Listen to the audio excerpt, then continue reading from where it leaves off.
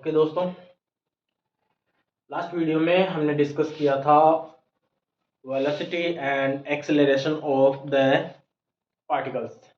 ठीक है, अब इस पार्टिकल्स के एक्सेलरेशन और वेलोसिटी का डिस्कशन किया था। पार्टिकल और वेलोसिटी ऑफ द वेव जो है उन दोनों के बीच में क्या रिलेशन था ये डिस्कशन किया था। पार्टिकल्स का मूवमेंट किस डायरेक्शन में होता है जब वेव ट्रेवल कर रही होती है, तो किसी पर्टिकुलर टाइम पे किसी पर्टिकुलर पार्टिकल का मूवमेंट किस डायरेक्शन में हो रहा है वो भी अपन ने डिस्कस किया था। एक मेथड था जिसमें कि अपन स्नैपशॉट ले रहे थे, दूसरा मेथड अपन ने जो इक्वेशन ड्राइव की थी उसके थ्रू देखा था। ठीक है, फिर अपन ने एक लीनियर डिफरेंशियल इक्वेशन डिराइव कर रही थी जिसके बारे में अपन ने स्टेटमेंट दिए थे कि वो इक्वेशन जो है उसके सॉल्यूशंस जो आएंगे वो प्लेन प्रोग्रेसिव वेव को रिप्रेजेंट करेंगे। ठीक है, तो ये सब अपन ने डिस्कस कर लिया था। अब अपन देख रहे हैं कि वेलोसिटी ऑफ वेव कैसे निकाले। अभी तक अपन वेलोसिटी ऑफ पार्टिकल का डिस्कशन कर रहे थे, वेलोसिटी ऑफ वेव कैसे निकाले। तो अब देखते हैं velocity of A wave in A STRING string के अंदर देखते हैं। ठीक है, कोई स्ट्रिंग है उसके अंदर वेव की वेलोसिटी क्या है वो देखते हैं। ठीक है, तो लेट्स से ये कोई वेव है, ये अपने पास ट्रेवल कर रही है यहाँ से यहाँ तक। ठीक है, यहाँ पे अपन ने कोई एक पार्टिकल देखा या स्मॉल सा एलिमेंट देखा, क्योंकि वेलोसिटी मान लेते हैं कि ये यू से जा रही है इधर। ठीक है, तो क्योंकि अगर इसकी वेलोसिटी v से जा रही है ये वेव, तो ये v की वैल्यू क्या होगी, क्योंकि यहाँ पे स्ट्रिंग है तो स्ट्रिंग में मास है और जो है फोर्स वगैरह है इस पे, बाकी सारी चीजें एक्शन कर रही हैं, तो इसकी वेलोसिटी क्या होगी।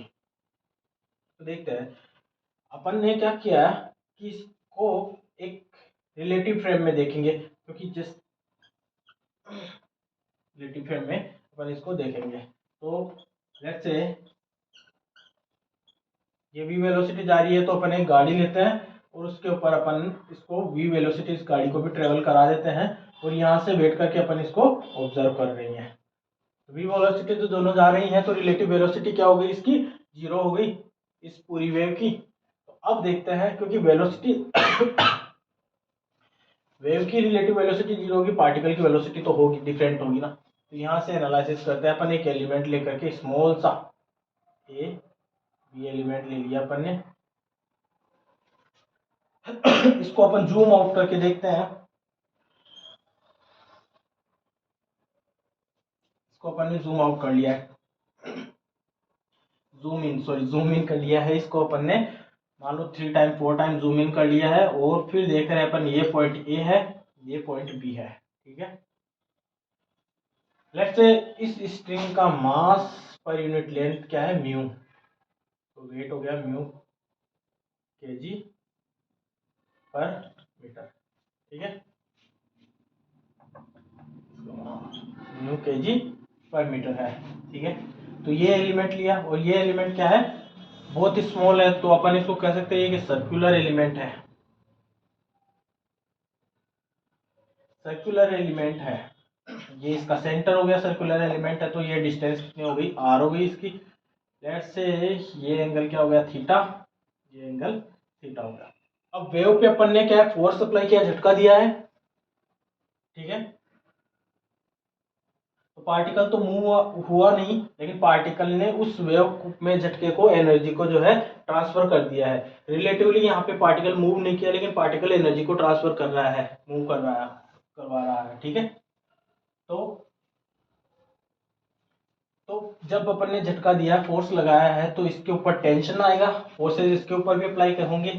तो यहाँ पे फोर्स किधर लगेगा, टेंशन फोर्स इस पे मान लो ये लग रहा है, और इसका एफबीडी बनाया तो टेंशन फोर्स इस पे ये लग रहा है। इसकी लेंथ अपन ने ले ली मान लो dl, ठीक है। ये एंगल थीटा है, तो ये एंगल थीटा हो गया, ये 90 माइनस थीटा हो जाएगा, तो ये एंगल थीटा हो जाएगा। सेम इधर भी ये एंगल थीटा, तो ये एंगल भी थीटा हो जाएगा, ये 90 माइनस थीटा हो जाएगा, एंगल थीटा हो जाएगा। तो ये कंपोनेंट कौन सा आ जाएगा, T cos theta, T cos theta, और ये नीचे वाला डाउनवर्ड आ जाएगा T sine theta, T sine theta, ठीक है। तो ये पार्टिकल जो है वेलोसिटी v से जा रहा है, तो और कुछ मास भी है इसके पास में, तो इसके ऊपर सेंटीपिटल फोर्स लगेगा बाहर की तरफ में। उस सेंटीपिटल फोर्स को कौन बैलेंस करवाएगा, ये T sine theta, T sine theta, क्योंकि T cos theta cancel out हो जाएंगे, ठीक है। तो बाहर की तरफ इसका मास मान लो dm है, तो इसके तरफ बाहर की तरफ इसके ऊपर फोर्स कौन सा लगेगा, centripetal force dm, velocity v square by r से, ठीक है। उसको कौन बैलेंस करेगा, 2t साइन थीटा। ये चीज समझ में आई। तो dm 2t साइन थीटा जो होगा dm v square by r। Let's say इस छोटे से अल्पांश या सेगमेंट का मास कितना है, dm है, तो dm v square by r। यहां से एक चीज नोटिस करो, क्योंकि ये बहुत छोटा सेगमेंट अपन ने लिया है, तो थीटा भी बहुत छोटा होगा। अगर थीटा बहुत छोटा है तो साइन थीटा को अपन डायरेक्टली थीटा लिख सकते हैं। और डीएम की बात करें तो पर मीटर लेंथ का मास कितना है, म्यू है, तो डीएल लेंथ का मास कितना हो जाएगा, म्यू डीएल, डीएम कितना हो जाएगा, mu dl v square by r, ठीक है। अब इसको थोड़ा रफ करके अपन देख लेते हैं।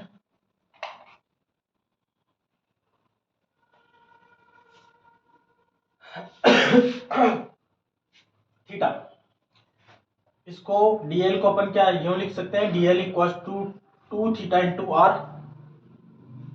सेगमेंट की लेंथ जो होती है वो आर इंटू थीटा के इक्वल होती है। यहाँ पे थीटा कितना है, टोटल 2 थीटा, तो सेगमेंट की लेंथ डीएल को अपन क्या लिख सकते हैं, 2 थीटा इंटू आर, ठीक है।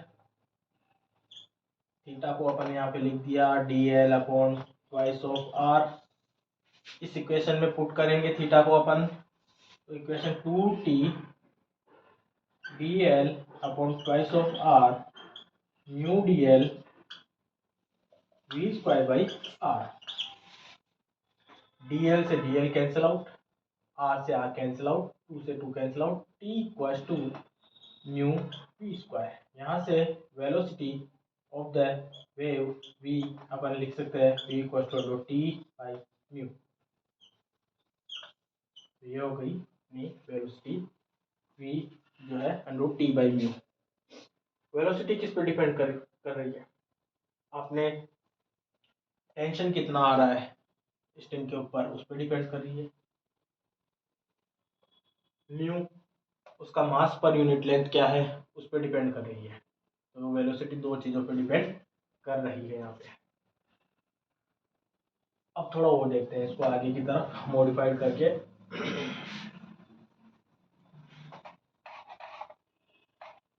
ये नोट डाउन कर लीजिए आप स्लोली स्लोली, और वी आर मूविंग फर्दर।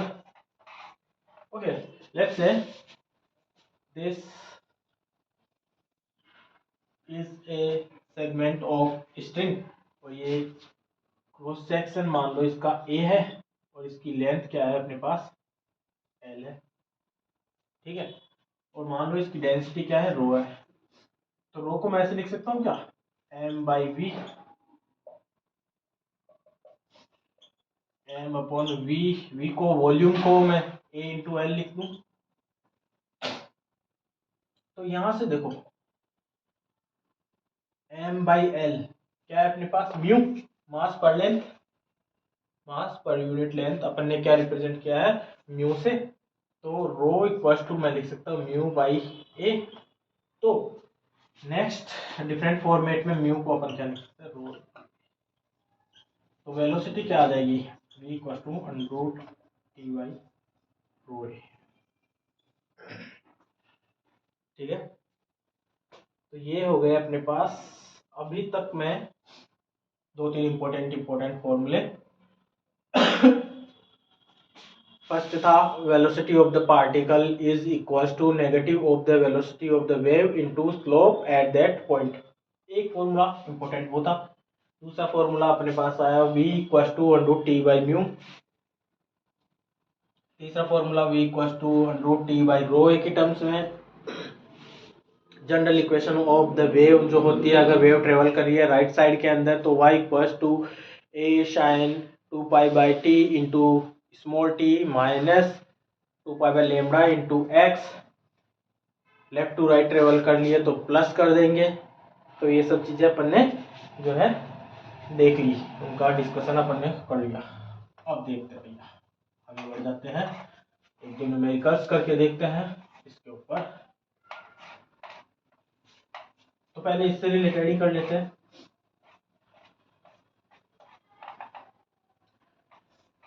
देखते हैं, दिया हुआ है कि एक 10 kg ये है और एक स्ट्रिंग से 10 kg का ब्लॉक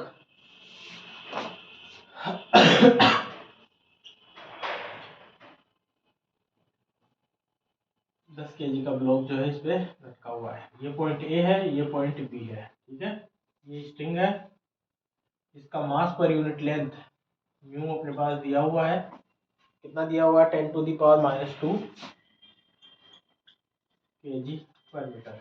ओके, ये दिया हुआ है, ये 10 kg है, 1 kg। तो कह रहा है कि जब वेव यहाँ से ट्रेवल करके बी पे पॉइंट पे पहुंचती है, तो उस पॉइंट पे बी पे वेव की वेलोसिटी फाइंड आउट करो। Speed of wave at point B, B point पे जो है वेव की स्पीड फाइंड आउट करो। तो अपने को पता है v equal to under root T by mu. Mu अपने को दिया हुआ है, mass per unit length of the wave 10⁻⁻² kg per metre होता है, कोई प्रॉब्लम नहीं है। 10 kg है। बी के ऊपर टेंशन देखना है अपने को, बी पॉइंट के ऊपर टेंशन कितना कितना लग रहा है। तो बी के ऊपर टेंशन किस किस की वजह से लगेगा, एक तो ब्लॉक की वजह से, जो वेट है ब्लॉक का वो लगेगा, और जो स्ट्रिंग का मास है उसकी खुद की वजह से जो है, उसकी वजह से भी टेंशन लगेगा बी पॉइंट पे। ठीक है, तो बी पॉइंट पे टेंशन के लिए अपने को रिक्वायरमेंट होगा कि स्ट्रिंग कितनी लेंथ की है, दिया हुआ है 100 सेंटीमीटर। तो वेट ऑफ स्ट्रिंग निकाल लेते हैं पहले।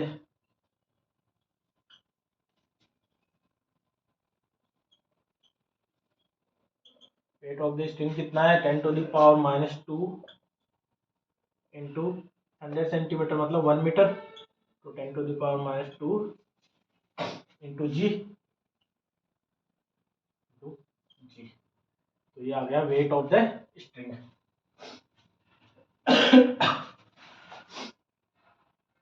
ब्लॉक की वजह से फोर्स कितना लगेगा वो भी लग गया। तो टेंशन टोटल कितना हो जाएगा, 10⁻⁻² प्लस 10g। तो ऐसे लिख सकते हैं इसको 10.01 g, और g को अगर 10 ही ले लेते हैं 10, तो ये कितना हो जाएगा 100.1 न्यूटन। g इक्वल टू 10 ले लेते हैं अपन। ठीक है, ग्रेविटेशनल एक्सीलरेशन अपन ने 10 ही ले लिया, 9.8 नहीं लिया है, अप्रोक्सीमेटली 100.1 न्यूटन आ गया। ठीक है, तो वेव की वेलोसिटी वी बी एक पॉइंट पे 100.1 डिवाइडेड बाई 10⁻², केजी पर मीटर में, सारी वैल्यूज SI यूनिट्स में। तो ये कितना हो जाएगा 100.1 इंटू 10⁻²।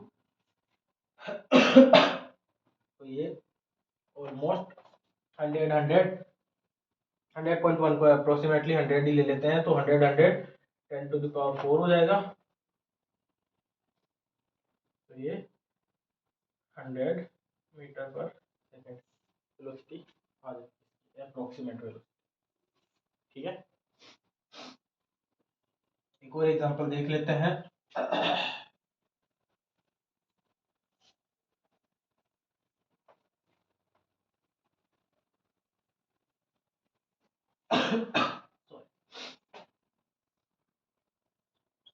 एक वेव है, यहाँ से ट्रेवल करके यहाँ पे जा रही है, ये ट्रेवल करी इधर की तरफ 10 मीटर पर सेकेंड से।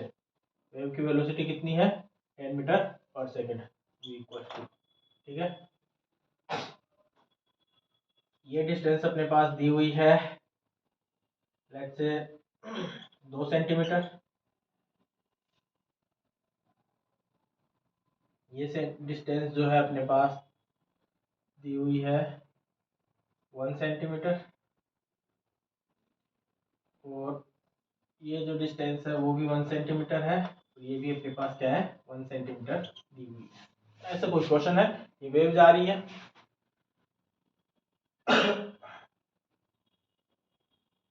तो वो फाइंड आउट करवाना चाह रहे हैं आपसे, कोई पॉइंट यहाँ पे है P और कोई पॉइंट यहाँ पे है Q। तो VP अपॉन VQ क्या होगा ये फाइंड आउट करो, ये अपने पास क्वेश्चन है। पार्टिकल जो है पॉइंट P पे है और Q पे है, तो दोनों पार्टिकल्स की वेलोसिटी का रेशियो फाइंड आउट करवाना चाह रहे हैं, ये है क्वेश्चन अपने पास। तो देखते हैं, अपने को पता था कि पार्टिकल की वेलोसिटी जो होती है वो नेगेटिव ऑफ वेव की वेलोसिटी, और यहाँ पे पार्टिकल है उस पॉइंट पे वेव की स्लोप क्या है उसके मल्टीप्लिकेशन के बराबर होती है, ये अपने को पता है। ठीक है, तो VP के लिए हम देखते हैं, VP वेव की वेलोसिटी कितनी है 10, स्लोप कितनी हो गई 1/1, स्लोप कितनी हो गई 1/1। तो स्लोप को अपन डायरेक्टली मैं लिख सकता हूँ यहाँ पे 1।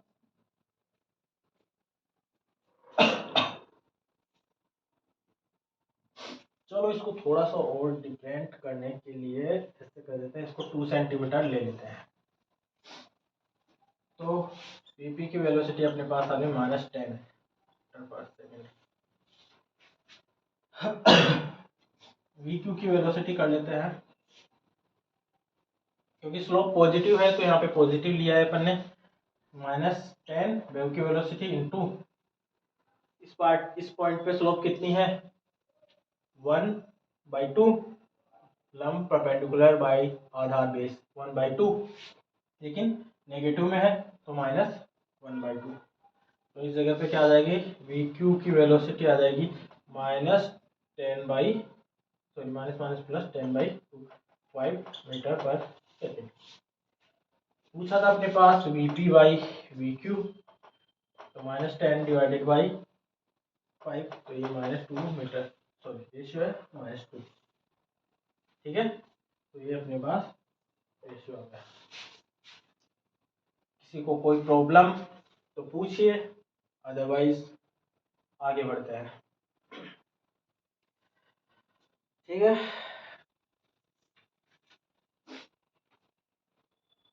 तो चलो आगे वाला अपन नेक्स्ट क्लास में कंटिन्यू करेंगे। तो till now, till then, enjoy and revise the session. Okay, goodbye.